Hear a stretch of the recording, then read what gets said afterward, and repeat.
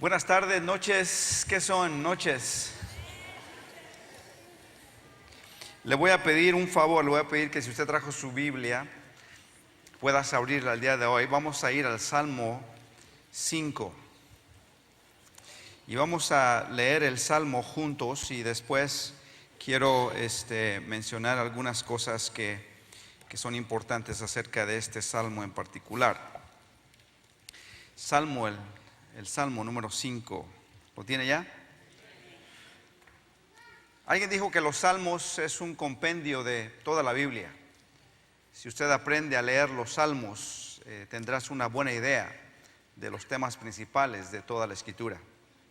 De hecho, los Salmos nos revelan a Dios de una manera que usualmente no lo vemos en otros libros de la Biblia. Nos ayudan a conocer al Señor, a poder conocerlo más profundamente. Alguien dijo que los Salmos no solamente nos hablan, sino que hablan por nosotros. Es un compendio de oraciones, de poemas, de lamentos. Y estos nos vienen a ayudar a nosotros a comprender la esencia de lo que la vida es.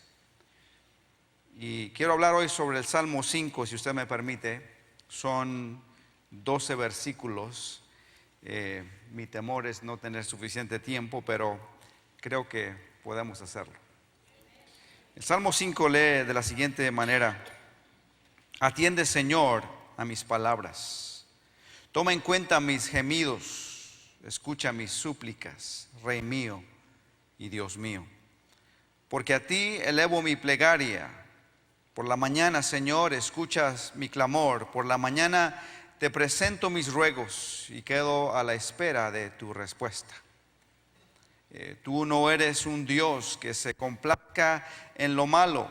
A tu lado no tienen cabida los malvados. No hay lugar en tu presencia para los altivos. Pues aborreces a los malhechores. Tú destruyes a los mentirosos y aborreces a los tramposos y asesinos. Pero yo, por tu gran amor, puedo entrar en tu casa, puedo postrarme reverente hacia tu santo templo. Señor, por causa de mis enemigos, dirígeme en tu justicia. Empareja delante de mí tu senda. En sus palabras no hay sinceridad, en su interior solo hay corrupción. Su garganta es un sepulcro abierto, con su lengua profieren engaños. Condénalos, oh Dios, que caigan por sus propias intrigas. Recházalos por la multitud de sus crímenes, porque se han rebelado contra ti. Pero que se alegren todos los que en ti buscan refugio, que canten siempre jubilosos. Extiende tu protección y que en ti se regocijen todos los que aman tu nombre. Porque tú, Señor, bendices a los justos, cual escudo los rodea con tu buena voluntad. Perdieron un buen lugar para decir amén. Voy a usar la nueva versión internacional. Vamos a poner algunos textos ahí en la pantalla, igual que los puntos que quiero tratar el día de hoy. Quiero utilizar una versión. Sé que algunos de ustedes utilizan una variedad de versiones, pero les quiero dar a entender cuál es la versión que yo estoy usando. Para entender los salmos, uno debe tener algo de contexto. Recuerden que en aquel entonces no todos tenían Biblias o libros personales. Tenían manuscritos. Existían solo en el templo o en lugares prominentes y eran usualmente para uso público. Por ende, los salmos fueron escritos como poemas, cantos o lamentos. El lamento es una oración, para que de esta manera pudieran ser memorizados y recitados y así compartirlos con todo el pueblo.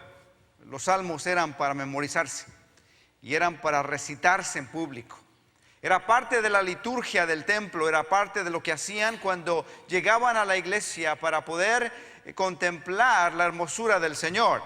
Era parte de su sacrificio, era algo que conocían profundamente y ese conocimiento les hacía que conocieran a Dios más profundamente.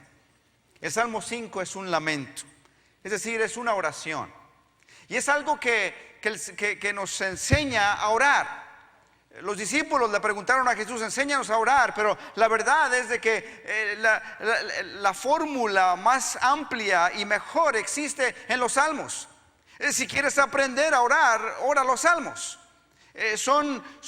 Fueron escritos para que tú los tomaras y pudieras tú recitarlos y los memorizaras y tú mismo pudieras orarlo delante de Dios. Porque ¿cuántos saben que hay veces que necesitamos nosotros la ayuda del Espíritu Santo para poder articular aquello que está en nuestro corazón?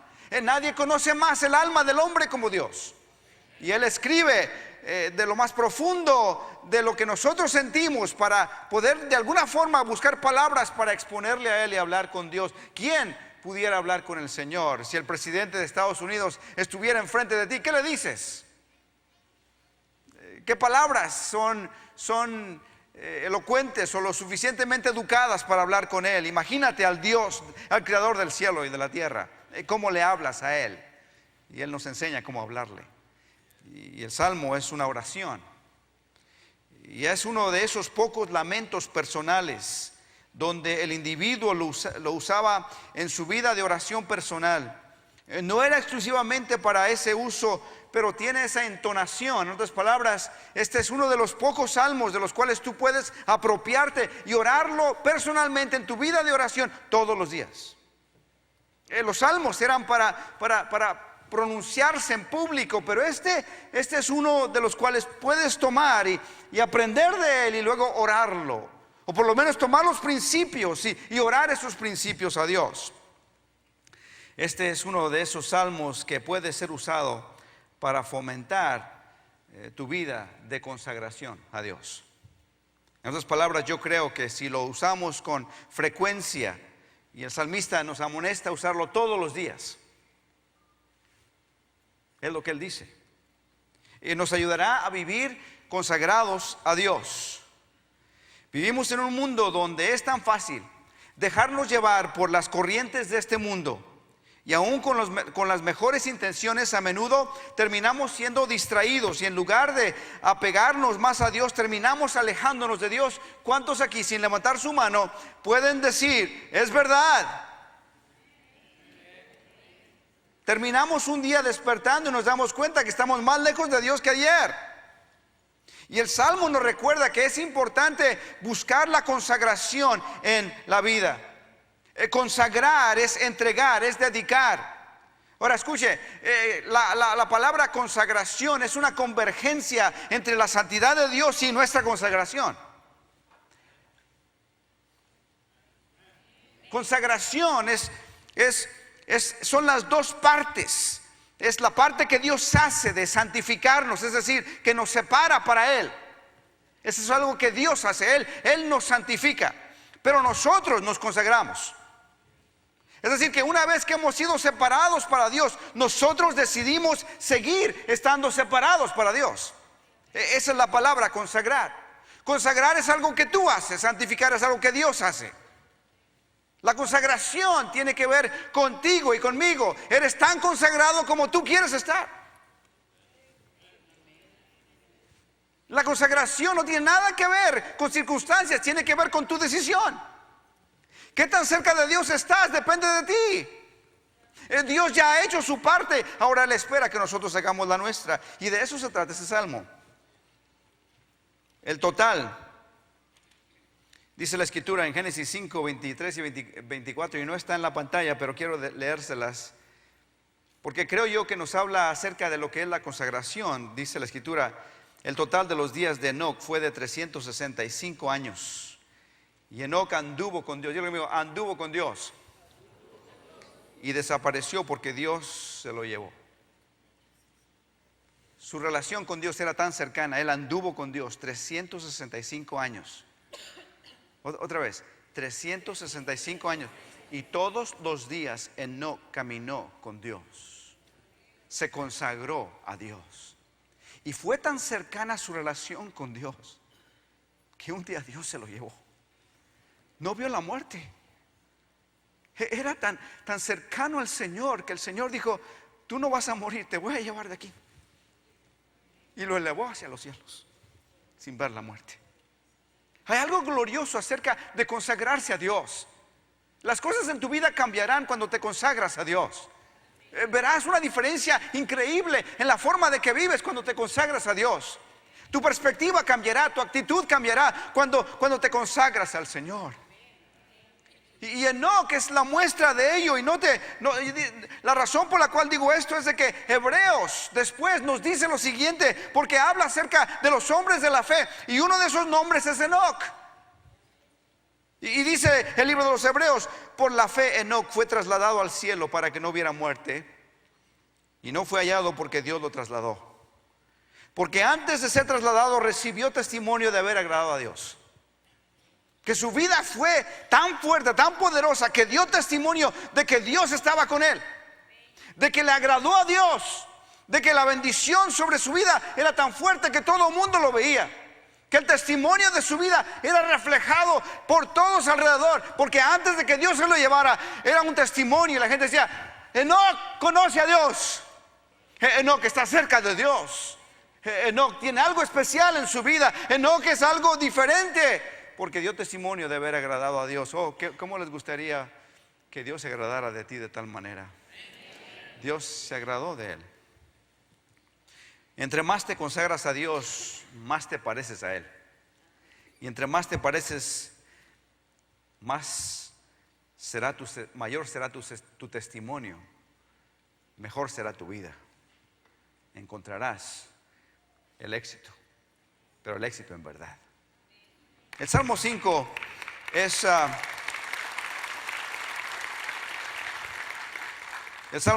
una herramienta que Dios nos da para permanecer cerca de Él. Este salmo nos enseña que una persona consagrada hace 5 cosas. Y cuando tú leas este salmo todos los días, recuerda estas 5 cosas que Dios nos llama a hacer. ¿Listos? Primero, busca a Dios cada mañana. Busca a Dios cada mañana.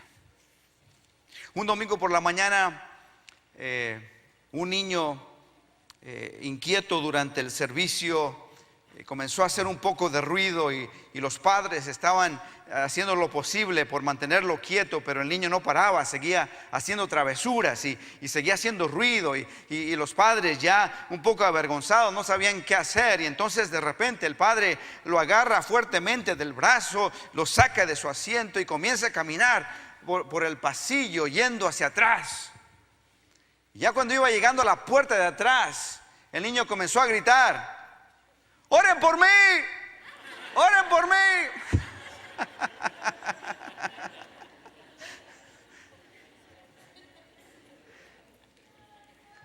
Creo que ese es el cuadro de la mayoría de cristianos, que solo oran cuando llega una emergencia, solo oran cuando están en aprieto, solo oran cuando saben que algo malo va a suceder o ya están en medio de algo malo. ¿Creemos en verdad en la oración o solo oramos en tiempo de emergencia? Todos sabemos que nuestra tendencia es de solo orar cuando enfrentamos situaciones muy difíciles en nuestra vida. Y aquí el salmista nos muestra que una vida consagrada es una vida constante de oración. Lea conmigo lo que dice el versículo 1 al 3, si la pueden poner en la pantalla. Dice la escritura: atiende, Señor, a mis palabras. Toma en cuenta mis gemidos. Escucha mis súplicas, Rey mío y Dios mío, porque a ti elevo mi plegaria. Por la mañana, Señor, escuchas mi clamor. Por la mañana te presento mis ruegos y quedo a la espera de tu respuesta. El salmista nos amonesta a orar todos los días, y especialmente comenzar nuestro día en oración. En el principio de algo, siempre lo primero que debe existir es el tiempo de oración. Es decir, que lo primero que abres al comenzar el nuevo capítulo de ese día debe ser tu relación con Dios. El hecho de que has hecho un compromiso al Señor y que estás diciéndole a Él: Señor, yo quiero comenzar este día contigo, que en tu presencia quiero comenzarlo con el pie derecho. John Bunyan, el autor del libro El progreso del peregrino, escribió en cierta ocasión: Si no buscas a Dios en la mañana, con dificultad lo encontrarás el resto del día. En Marcos 1:35 dice que Jesús, antes de salir el sol, se levantaba y salía a un lugar solitario para orar. Y el salmista nos dice: por la mañana, Señor, voy a clamar a ti, por la mañana voy a buscarte. El salmista en el versículo 2 dice Rey mío y Dios mío. Él reconoce la soberanía de Dios como rey. El rey en aquel entonces era visto como aquel que proveía orden, estabilidad, protección y seguridad. Era el protector, el rey era aquel que cuidaba a su pueblo y proveía los mecanismos para que pudieran ellos tener lo suficiente trabajo, suficiente alimento, todo lo necesario. Y el salmista, cuando comienza su plegaria, su oración, dice: Rey mío, aquel que provee todo lo que necesito. Y dice, y Dios mío. Además de ver la soberanía de Dios, el salmista también ve a Dios como un padre que está cerca de sus hijos. La expresión Dios mío es el equivalente a la palabra padre, pero no es cualquier palabra, es la palabra Abba. Una expresión tierna, expresada al Padre, como decir papito o papi. Y Él dice: no solamente eres el Rey soberano, pero tengo la confianza de llegar a ti como papi, como mi Dios querido. Nos habla acerca de esa tierna relación que debemos tener con el Señor. No es solamente el temor de un Dios soberano y grandioso, sino que también es el amor y la ternura de un padre que ama a sus hijos. Y aquí nos enseña a orar. Y en la oración puedes hablar con Dios en tres formas. Y quiero que vean ustedes que el salmista está diciéndote lo importante en la oración no es cómo lo haces, sino hacerlo. No es encontrar la mejor forma, sino simplemente entregarte en oración. Y note sus palabras. Él dice que cuando llegamos a Dios, llegamos con gemidos. Con gemidos. Dices, ¿qué es un gemido? Es un susurro que se puede oír, pero no se entiende. Y hay ocasiones cuando llegas en la oración y no tienes palabras,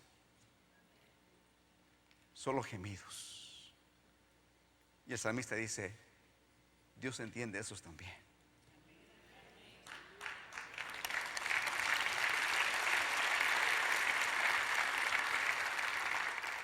El apóstol mucho después dijo que hablamos con Dios con gemidos indecibles. Hay veces que tu angustia es tan fuerte, tu problema tan grave, que no sabes ni siquiera qué pedir ni cómo pedirlo. Y lo único que puedes hacer es gemir. Decirle: ay, Señor, mi Dios, no encuentro la salida, no sé qué hacer. Y Dios entiende lo que está dentro de tu corazón. También en la oración usas palabras. Y aquí expresas tu petición claramente articulada, porque a veces podemos decirle exactamente lo que necesitamos a Dios. Y también eso es bueno, nuestras palabras. Y tercero, usamos sacrificios. Te presento mis ruegos, dice el salmista. Esa palabra te presento habla acerca del sacrificio que presentaban en el templo. Venían a presentar sus sacrificios. Puede ser el sacrificio de la entrega de tu cuerpo cuando te levantas temprano. Puede ser tu postura ante el Señor cuando te arrodillas y le entregas a Él humildemente tu cuerpo y le dices: este es mi sacrificio vivo que te entrego hoy, declarándote que tú eres el Señor de mi vida. Es levantar tus manos como levanta el niño y pide ayuda de su padre porque no sabe más qué hacer. Es la expresión de alabanza que sale de tus labios. Y el salmista dice: no importa cómo llegues, pero llega. lleno de fe y esperanza, porque termina el versículo 3 diciendo: y esperé en el Señor, esperé la respuesta con paciencia. Que llegues con fe, creyendo que lo que estás pidiendo, Dios lo va a contestar. Lo primero es: acércate al Señor temprano en la mañana. Segundo, el salmista dice que la consagración viene como resultado, o más bien para consagrarse tienes que apartarte del mal. Que una vida consagrada es una vida que se aparta del mal. Dios odia el mal en todas sus formas, y Él desea que su pueblo se aparte del mal y de los malos. Es decir, que no tenga relaciones profundas con ellos. Que los malos no sean tus amigos, que los malos no sean tus consejeros, que no tomes el ejemplo de ellos, que no camines con ellos. Dice la Escritura, como leímos la semana pasada, que no andes con ellos, que no te detengas con ellos, y mucho menos te sientes con ellos. Que los malos deben ser separados de ti, porque Dios no resiste la maldad. Y dice la Escritura en el versículo 4: tú no eres un Dios que se complace en lo malo. A tu lado no tienen cabida los malvados. Note usted la Escritura: tú no eres un Dios que se complazca en lo malo. A tu lado no tienen cabida los malvados. La palabra lo malo ahí incluye todo lo que es malo en la vida: las heridas, la miseria, la calamidad. Todo esto Dios odia. Todo lo que es malo, lo perverso, Dios no lo quiere. Dice que no tiene cabida, se refiere a una visita. El salmista dice que Dios es tan incompatible con la maldad que ni siquiera puede estar a su lado el más mínimo de los tiempos. Dice, no tiene cabida. El lugar, en otras palabras, no tiene ni siquiera la entrada, la puerta para visitar. Dios no puede estar con lo malo. Escuche el poema y comience a ver la severidad del mal. Porque nosotros a veces pensamos: esto no es tan malo, eso está bien. No, si no es un pecadito. No, esto chiquito. Esto es una mentirita blanca, nadie le estuvo haciendo mal. Le estás haciendo mal a Dios, porque dice la Escritura que ese mal ni siquiera puede visitar la presencia de Dios. En otras palabras, que lo malo no puede existir delante de Dios. ¿Está conmigo? Versículo 5 dice que no hay lugar en tu presencia para los altivos, pues aborreces a los malhechores. Donde Dios está, la maldad no puede coexistir. Dios rechaza a los altivos. Es decir, que Dios rechaza a los orgullosos. Y cuando alguien se junta con los orgullosos y te conviertes como ellos, tienes que saber que la paga de esa altivez es de que Dios te va a rechazar a ti. Que cuando alguien se subleva y comienza a ser arrogante y creído, Dios se aleja. Que si ves a alguien que está creyéndose, que se le levanta el cuello, que piensa que es alguien, está alejándose de Dios. Que el orgullo no lo tolera el Señor. Él lo rechaza. Qué callados están. Se dan cuenta que Dios no juega con eso. Yo solo le estoy diciendo lo que dice el Salmo. ¿Puedo seguir? El versículo 6 dice: tú destruyes a los mentirosos.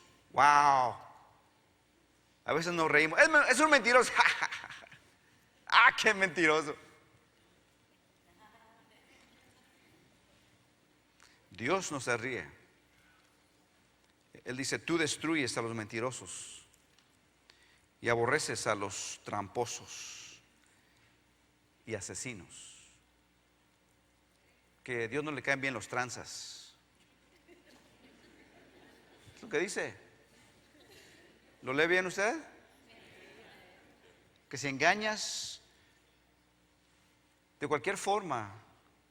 Y quiero que veas tú aquí la correlación. Mire, mentirosos, Él dice los tramposos y los asesinos. Ok, otra vez, no, porque no lo escuchó. Mentirosos, tramposos y asesinos. Los menciona en una misma frase. Porque tú dices, yo no he matado a nadie. Y pensamos que estoy lejos. Ok, digo una mentira de vez en cuando. Estoy lejos de ser asesino. Y la escritura dice, no, estás muy cerca de ser asesino.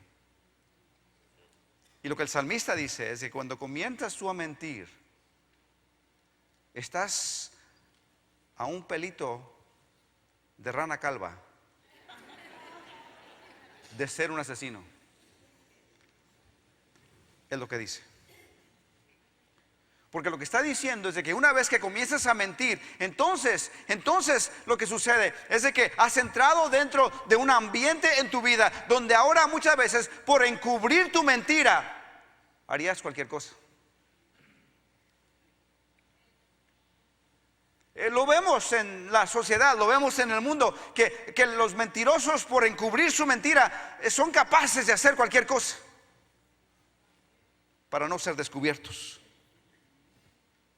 Y eso es lo que dice el salmista, que el mentiroso y el asesino están ahí en la balanza de la destrucción. Cuando dice tú destruyes, no quiere decir que él literalmente los destruye, sino más bien que sus propios hechos los van a destruir.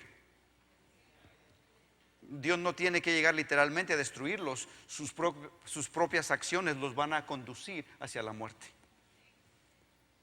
Ellos mismos se van a poner la soga al cuello por su forma de actuar. ¿Está conmigo? Los salmos es un ritmo, es un baile. No es necesariamente, es como un cántico. Y comienza de un lado, los malvados y los justos, los mentirosos y los limpios, los impíos y los que caminan en rectitud. Y el salmista continuamente está utilizando esto. Y no es tampoco ni siquiera un ritmo de palabras, aunque a veces conjuegan. Lo que es un ritmo de sentimiento y de verdades, para que tú lo comprendas. Los mentirosos, los tramposos, están cerca de la muerte. Tercero, dice que si quieres consagrar tu vida, busca la misericordia de Dios. El versículo 7 dice, pero yo por tu gran amor puedo entrar en tu casa. Puedo postrarme reverente hacia tu santo templo. Note la distinción. Los impíos, los malvados, ellos ¿qué sucede con ellos? Ni siquiera pueden visitar. Ni la puerta les abre Dios. Pero los justos entran en su casa. Entran en su presencia y dicen, pero yo eres tú. Dice, pero yo, por tu gran amor, ¿puedo qué? Entrar. ¿En dónde? ¿En dónde? ¿En dónde? Puedo postrarme reverente hacia tu santo templo. Aquí está la cosa, mire. Cuando él dice acerca de esto, está hablando acerca de la misericordia de Dios. Y él dice, cada persona tiene una decisión que hacer. Y la decisión es entre si vas a ser injusto o si vas a recibir la misericordia de Dios. En el Antiguo Testamento la idea era de que el sacerdote venía al templo y ¿qué hacía? Ofrecía sacrificios. ¿Para qué? Para el perdón de sus pecados. Entraba en el santuario y ofrecía sacrificios para que sus pecados fueran perdonados. Esa es la imagen. La imagen es, pero yo puedo entrar. Yo soy el sacerdote. Yo ofrezco sacrificios a Dios. No porque yo soy bueno, sino por la misericordia de Dios.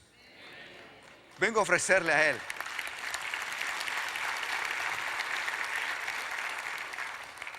Y la santidad de Dios tiene dos lados.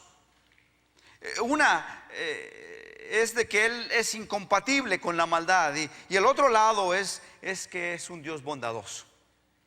La santidad de Dios le ofrece al hombre su más grande problema y su mayor esperanza. ¿Cuántos saben que hasta que reconozcas que has pecado, no te arrepientes? Y si no te arrepientes, no hay perdón. Dios no puede ignorar el pecado. Él no puede cerrar los ojos. Él te ama increíblemente, pero no puede ignorarlo. Te quiere, Él quiere que estés a su lado. Pero si sigues en tu maldad, Él tiene que juzgar la maldad. No hay otra. Y no importa quién sea. Y eso me incomoda a mí, ¿no a ti? Me incomoda pensar de que Dios pueda alejarse de mí, de que le moleste yo tanto a Dios que pueda yo irritarlo con mi comportamiento. Me siento mal. Pero por medio de Cristo, gracias a Dios por Cristo, que fue el que entró al lugar santísimo, el hombre puede ser restaurado con Dios y recibir sus bendiciones. Yo puedo entrar a la casa, dice el salmista, por la misericordia de Dios. Él está declarando que la clave de lo que recibamos de Dios no depende de Dios. Hay veces que escucho yo palabras como: ¿por qué Dios? ¿Por qué Dios? Y mi respuesta es: ¿por qué tú? ¿Por qué tú no te has arrepentido? ¿Por qué tú no has reconocido al Señor? ¿Por qué tú no te has consagrado? No es Dios, sino más bien depende de nosotros y cómo nos relacionamos con Él. Nota que el llamado del salmista es: conságrate, apártate, acércate, ven con Dios, porque es la clave de la felicidad en la vida. Porque la mejor vida está cerca de Él. Acércate, dice el salmista. Ve la condición de los malvados y cómo Dios se aparta de ellos. Ve su finalidad y ve cómo terminarán muriendo. Pero tú no hagas eso, tú acércate. Tú ven, tú conságrate, tú entra en la casa y pídele perdón al Señor y regresa una vez más con Él. Y lo que el salmista dice es que los que se alinean con Él van a recibir bendición, pero los que se alinean con el mal reciben el juicio del Señor. La cuarta cosa que encontramos en este versículo es de que aquellos que se consagran al Señor viven una vida justa. Note que la vida justa es una decisión que tú haces. El salmista reconoce que sus enemigos son el motivo de su desvío y pide a Dios que lo guíe en justicia para caminar rectamente delante de Él. Es un recordatorio que el camino de los justos es un camino de muerte. No dice la verdad porque su interior está podrido. Mira lo que dice el versículo 8. Dice: Señor, por causa de mis enemigos, dirígeme en justicia, empareja delante de mí tu senda. Él dice: la razón por la cual yo me desvío es por la gente con la cual me estoy juntando. Él dice: ayúdame a apartarme de ellos. Señor, por causa de mis enemigos, yo estoy donde estoy porque le he hecho caso, porque he tomado al injusto, he tomado al pecaminoso, al malvado, y he tomado su consejo, y ahora me he desviado. Pero te pido, Señor, que me ayudes, que me guíes ahora por el sendero de la justicia. Apártame de ese camino. Son mis amigos que me han llevado a caer. Versículo 9 dice: en sus palabras no hay sinceridad. Es aparente que estos amigos estaban ahora tornándose contra él y se habían convertido en sus enemigos. Y él dice: dirígeme en tu justicia, empareja delante de mí tus sendas. En sus palabras no hay sinceridad, en su interior solo hay corrupción. Esa palabra corrupción es la palabra muerte o podridumbre. Están podridos por dentro. Eso es lo que quiere decir. Están podridos. Y la Biblia dice que los malvados están podridos. Y nada bueno sale de algo podrido. ¿Has comido algún día una fruta podrida? ¿Sabes lo que encontrarás? Gusanos. Y cuando muerdes esa fruta, encuentras el mal que está dentro. Hay veces que por fuera se ve muy bonita, pero por dentro está la podridumbre. Y por fuera se ve muy bonito el mundo, por fuera se ve muy bonito el malvado. Parece que todo está bien, pero muérdelo y encontrarás la verdad. Y de repente agarrarás una lombriz que sale, el gusano que se mueve dentro de tu boca. ¿Ven el cuadro que nos pinta el salmista? ¿Ven la hermosura de su cincel y cómo él comienza a pintarnos el cuadro para que lo veas? Y él dice: el camino de los malos no es bueno, es una mentira, nada bueno sale de ahí. No se engañen, el mundo no tiene nada que ofrecerles.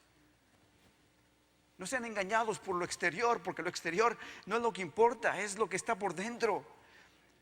La fruta no es lo externo, es lo que está dentro, es lo que importa. Porque eso es lo que saboreas y lo que al final de cuentas nutre tu vida. Pero si lo que está por dentro está podrido, entonces no va a nutrir nada, simplemente va a provocar malestar y dolor de estómago. Y el salmista dice en sus palabras no hay sinceridad.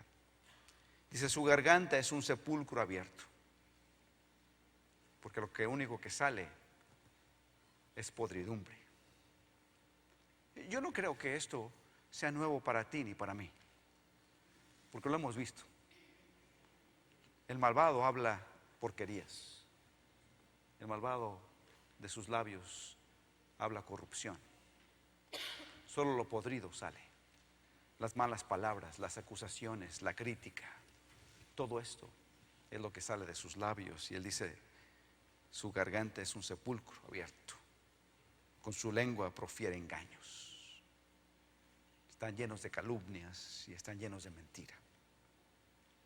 Versículo 10 dice: condénalos, oh Dios, que caigan por sus propias intrigas. Recházalos por la multitud de sus crímenes, porque se han rebelado contra ti. Hermano querido, cuando alguien se rebela contra un líder, se rebela contra Dios. Cuando alguien se rebela, la rebelión es una rebelión primero contra Dios, porque Dios es el que pone reyes y quita reyes. Él los establece. Tal vez no son de tu agrado, pero son del agrado del Señor. Y cuando te rebelas en contra del rey, cuando te rebelas en contra de aquello que Dios ha establecido como normas, te rebelas también en contra de Él. La rebelión no solamente es contra Dios, porque la gente dice: yo no tengo pleito con Dios, mi problema es una rebelión. Están muy calladitos, ¿o qué? El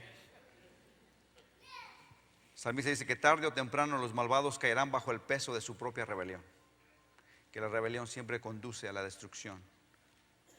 Y número 5, si quieres vivir una vida consagrada, busca la cobertura de Dios. La forma que el hombre responde al Señor determina lo que recibe del Señor. Y el versículo 11 dice: pero que se alegren todos los que en ti buscan refugio, que canten siempre jubilosos. Extiende tu protección y que en ti se regocijen todos los que aman tu nombre. El cuadro es el de Dios abriendo sus alas para que corras al refugio del Señor. Es el cuadro del niño. Si has tenido a un niño que corre hacia ti, te abraza de la pierna y lo cubres con tus brazos. Y él dice que hay regocijo en aquellos que buscan el refugio del Señor. Los que corren y se abrazan de su pierna,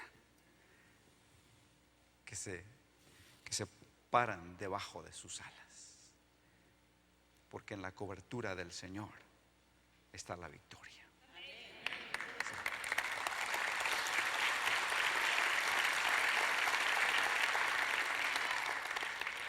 El salmista dice: extiende tu protección y que en ti se regocijen todos los que aman tu nombre, porque es en el Señor no en mi fuerza, no en mi habilidad, sino en el poder del Señor. Versículo 12 termina diciendo: porque tú, Señor, bendices a los justos, cual escudo los rodea con su buena voluntad. Él dice que hallarás favor como el escudo rodea al guerrero. El favor del Señor es mejor que las riquezas. El favor del Señor es mejor que las joyas preciosas.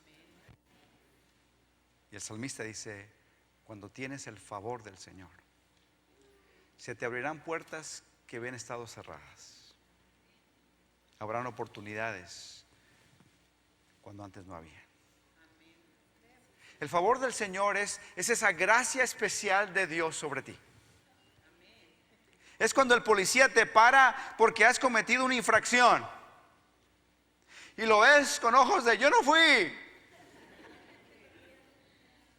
Y él te ve y te dice: te voy a dejar ir. No sé por qué, pero te voy a dejar ir. Vete. Ese es el favor del Señor.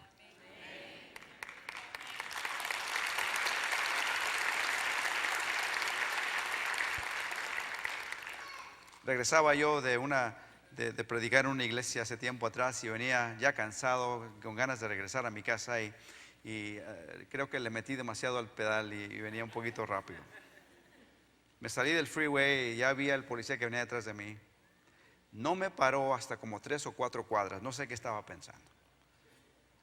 Prefiero que me pares de una vez en lugar de que me estés asustando. Si me vas a parar, no me vas a parar. Finalmente, cuando iba a dar otra vuelta, me paró. ¡Pum! Se baja, me pide mi licencia y mi registración, se la di. Traía una corbata porque venía de predicar. Yo no sé por qué me ve y me dice: parece que eres un hombre trabajador. Te voy a dejar ir, maneja con cuidado. Buenas noches.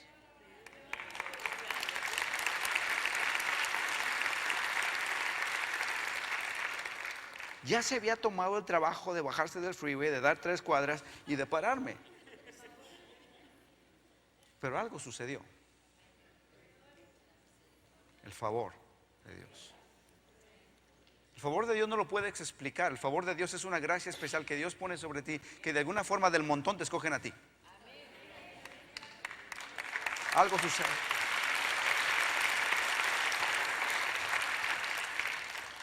Y el salmista dice: este es el camino de los justos.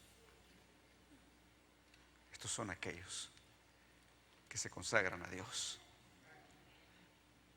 cuyo Dios es el Señor. Y la invitación es: todos los días conságrate haciendo 5 cosas. Si me las pueden poner otra vez ahí arriba, en la última filmina, si es que la tienen. Ahí están. Busca a Dios cada mañana. Apártate del mal.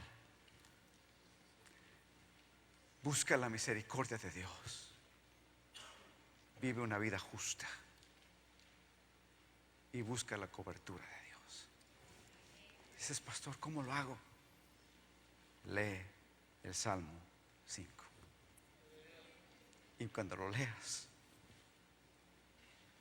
ora eso. Y dile: Señor, me levanto de mañana.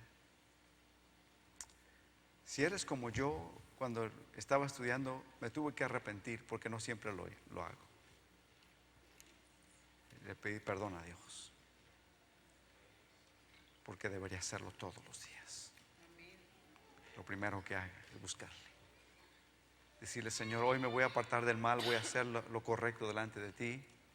Señor, voy a buscar la misericordia porque tú eres el que me das y me brindas tu misericordia. Señor, voy a vivir en justicia, voy a hacer lo correcto y voy a siempre abrigarme con tu protección. Si haces esto, estarás en la consagración del Señor. y encontrarás algo fenomenal.